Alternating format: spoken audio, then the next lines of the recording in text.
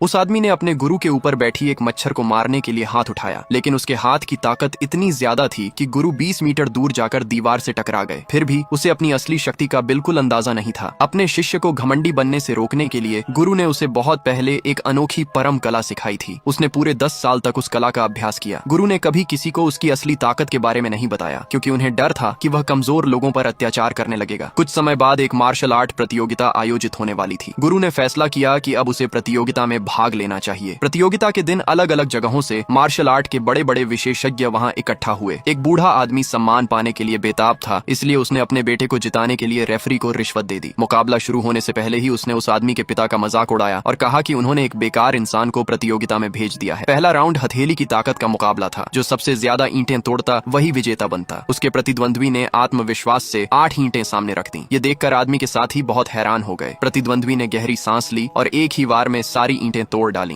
अब उस आदमी की बारी आई। वह बहुत घबराया हुआ था और खुद पर भरोसा नहीं कर पा रहा था, लेकिन आखिरकार उसने अपने 10 साल की मेहनत पर विश्वास किया और उसने भी 8 ईंटें चुन ली। भीड़ उसका मजाक उड़ाने लगी, क्योंकि बचपन से ही उसका शरीर बहुत कमजोर था। उस आदमी ने अपनी पूरी ताकत इकट्ठा की और एक ही वार में ईंटों को बारीक चूर्ण में बदल दिया। इतनी जबरदस्त ताकत थी कि वहाँ धुएं जैसा घना गुब्बार छा गया और किसी को कुछ दिखाई नहीं दिया। यह देखकर रेफरी ने चोरी छिपे टूटी हुई ईंटों की जगह 8 नई ईंटें रख दी। जब धुआं साफ हुआ तो बूढ़े आदमी ने कहा कि वह आदमी कभी मार्शल आर्ट के लायक था ही नहीं। इसके बाद रेफरी ने उसके प्रतिद्वंद्वी को विजेता घोषित कर दिया। दूसरा राउंड तलवारबाजी का मुकाबला था। प्रतिद्वंद्वी हवा में ऊंची छलांग लगाकर पूरी ताकत से अपनी तलवार उस आदमी की तरफ ले आया। आगे की कहानी देखना चाहते हैं तो कमेंट में पार्ट 2 जरूर लिखें।